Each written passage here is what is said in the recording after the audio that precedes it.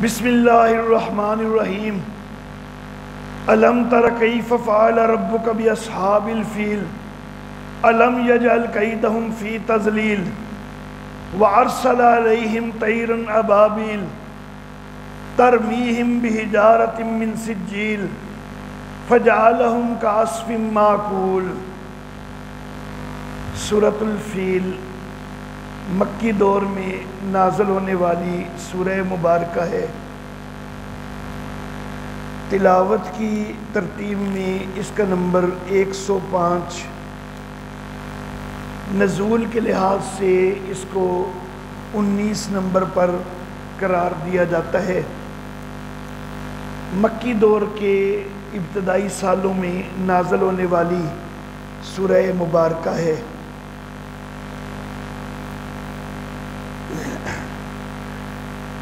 سورت کا گزشتہ صورتوں کے ساتھ ربط یہ کہ سورہ تکاثر، سورہ عصر اور سورہ ہمزہ کی طرح اس سورہ مبارکہ کے اندر بھی تزہید من الدنیا کا بیان ہے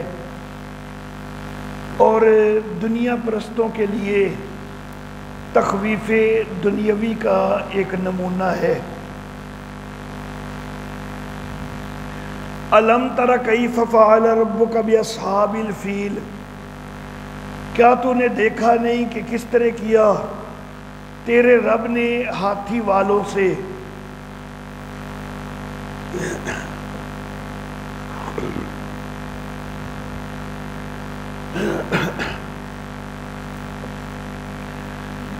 یمن کے علاقہ پر حمیر کے ملوک ان کا قبضہ تھا۔ حمیری ملوک جو ہیں، ان ملوکوں میں سے آخری بادشاہ، آخری ملوک ذو نواس حمیری، یہ وہ بادشاہ ہے کہ جس نے اپنے دور میں اپنے علاقے کے اندر عیسائیوں کے اوپر بہت زیادہ ظلم کیے، خندقیں کھود کھود کے ان کے اندر آگ جلا کے اس ظالم بادشاہ نے اس دور کے عیسائی جو کہ اس دور کے اہل ایمان تھے تو ان کو خندقوں کے اندر جلایا۔ سورۃ البروج کے اندر جو اصحاب الاخدود کا تذکرہ ہے تو وہ اسی ذو نواس حمیری کا ہی تذکرہ ہے۔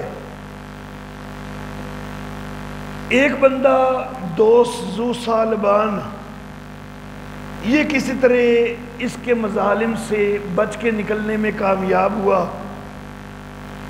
اور ملک شام کے عیسائی حکمران اس کو جا کے اس کے کرتوتوں کی شکایت کی۔ ملک شام جو ہے وہ یمن سے کافی زیادہ دور ہے، حبشہ کا سمندر سے راستہ یمن سے کافی قریب ہو جاتا ہے۔ شام کا جو عیسائی حکمران تھا اس نے حبشہ کا جو حکمران ہے وہ بھی عیسائی تھا اور شام کے ماتحت تھا۔ حبشہ کے ہر حکمران کو نجاشی کہا جاتا تھا، تو اس نے حبشہ کے عیسائی نجاشی کو پیغام بھیجا کہ تم جا کے چڑھائی کرو اور اس کا خندقیں کھودنے والے اور ظالم کا مقابلہ کرو۔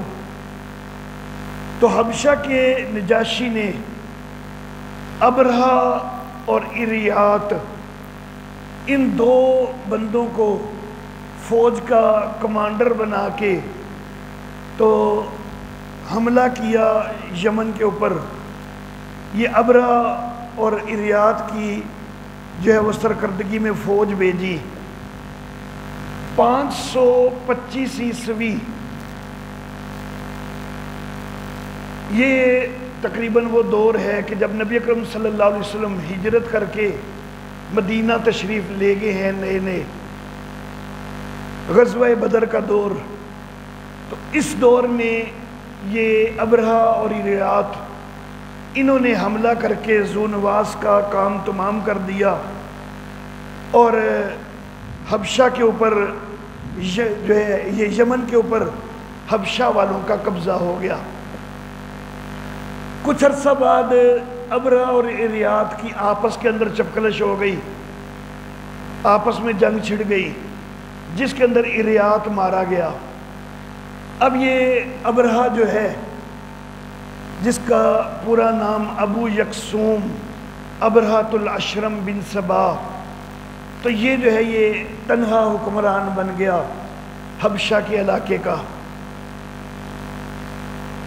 یہ یمن کے علاقے کا، یہ حبشہ کے نجاشی کے ماتحت تھا۔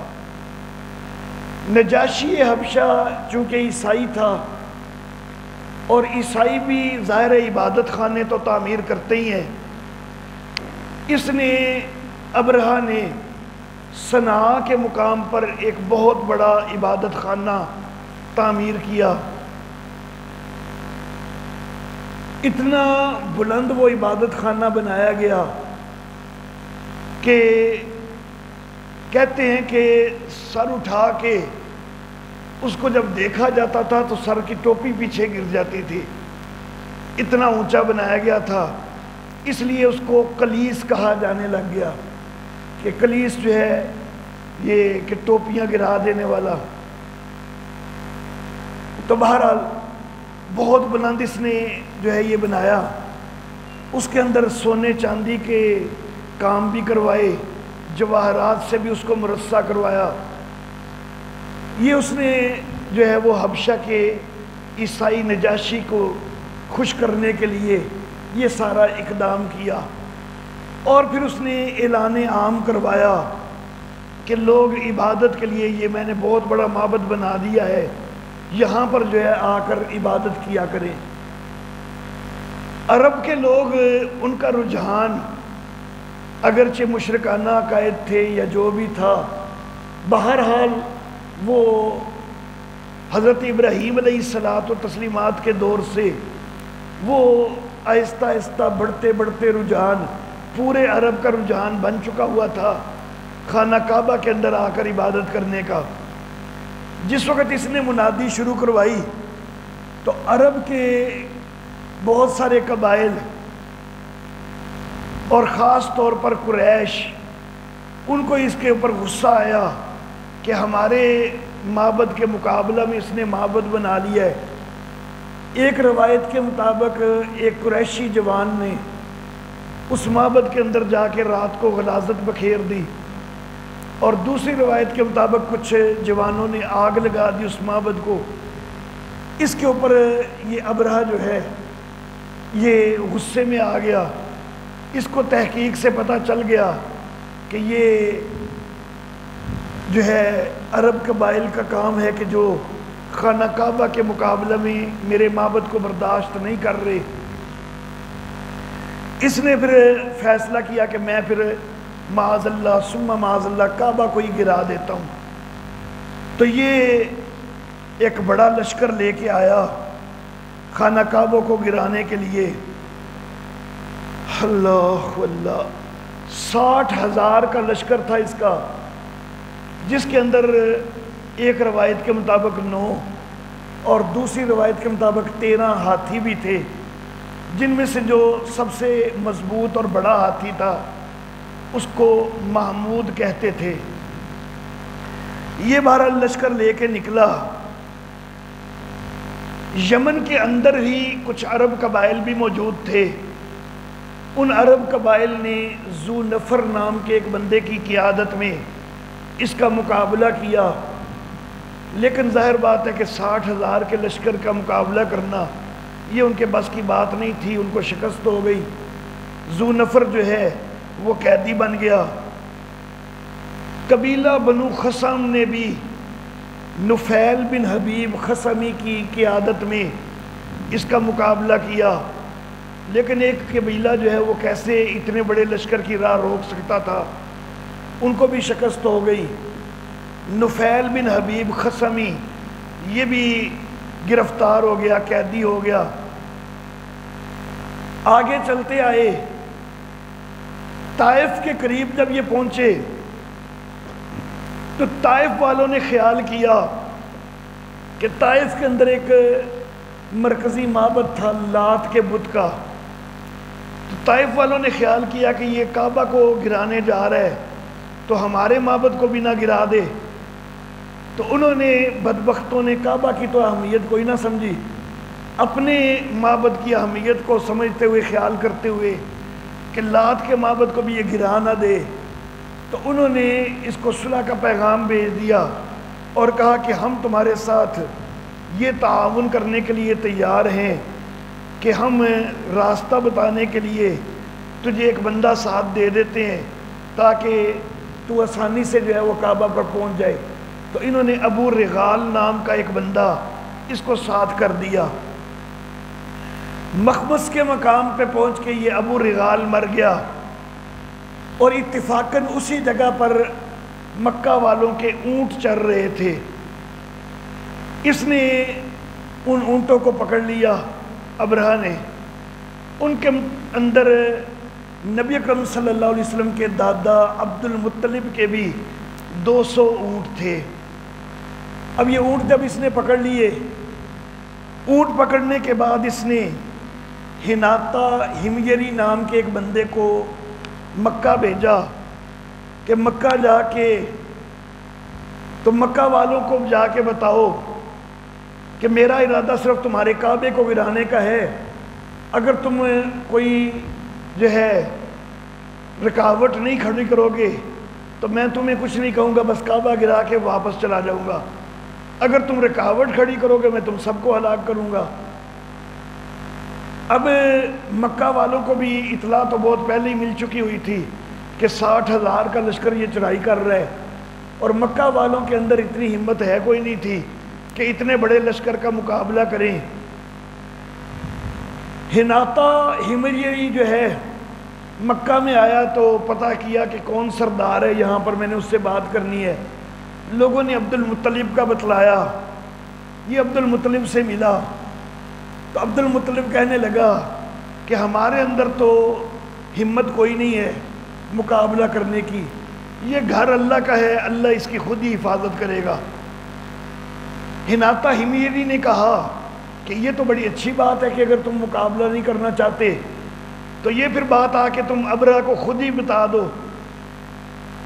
حضرت عبد المطلب جو ہیں یہ گئے ابرہہ کے پاس, بڑے خوبصورت تھے, قداور بھی تھے, اتنا شکل و صورت کے اوپر روب و دبدبہ تھا کہ ابرہہ نے جس وقت ان کو دیکھا تو ہے تو وہ ایک جو ہے متکبر حکمران تھا, لیکن ان کی شخصیت کے روب میں آ کے تخت سے نیچے اتر کے ان کو ملا اور ان کو تخت پر اپنے ساتھ بٹھایا. تخت پر ساتھ بٹھا کے تو اس نے بات چیت شروع کی کہ میں صرف آپ کا کعبہ گرانے آیا ہوں, بلکہ اس نے کہا کہ آپ کیا بات کرنا چاہتے ہیں میرے ساتھ, میرے بندے نے آپ کو پیغام تو دے ہی دیا ہے کہ میں کس لیے آیا ہوں.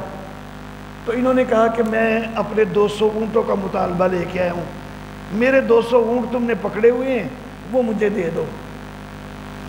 ابرہہ کہنے لگا کہ آپ کو دیکھ کے تو میں نے آپ کی شخصیت کو بہت عظیم سمجھا تھا, لیکن اب تو میرے دل سے آپ کی قدر نکل گئی ہے کہ میں آپ کے کعبے کو گرانے آ رہا ہوں, آپ کو اس کی پرواہ کوئی نہیں ہے, آپ کو صرف اپنے 200 اونٹوں کی پڑی ہوئی ہے. چلے ٹھیک ہے, اپنے اونٹ لیں اور جائیں واپس. عبد المطلب جو ہے یہ واپس آ گئے اونٹ لے کر, آ کے کعبہ کے کنڈے کو پکڑ کے دعا کی کہ یا اللہ ہمارے بس میں نہیں ہے, تو اس کعبہ کی حفاظت کرنے والا ہے, تیرا گھر ہے, یا اللہ تو ہی حفاظت کر دے, ہمارے اختیار میں ہمارے بس میں تو نہیں ہے. یہ اچھی طرح گڑ گڑا کے دعا کی اور دعا کر کے مکہ والوں سے کہا کہ سارے پہاڑیوں کے اندر چلے جاؤ, مکہ کو خالی کر دو. مکہ کو خالی کر دیا گیا. اب ادھر سے ابرہہ نے اگلے دن جو ہے وہ آگے بڑھنا چاہا. وہ جو نفیل بن حبیب قیدی بنا ہوا ساتھ ساتھ آ رہا تھا, اس کو کچھ موقع مل گیا وہ جو بڑا ہاتھی تھا نا محمود، تو نفیل بن حبیب جو ہے وہ محمود کے کان میں جا کے اس نے کہا کہ اللہ کے گھر کے گرانے کو جا رہے ہو، آگے نہ بڑھو تو اسی میں تمہاری خیریت ہے۔ بہرحال یہ کہہ کے تو وہ بھاگ گیا کسی طرح۔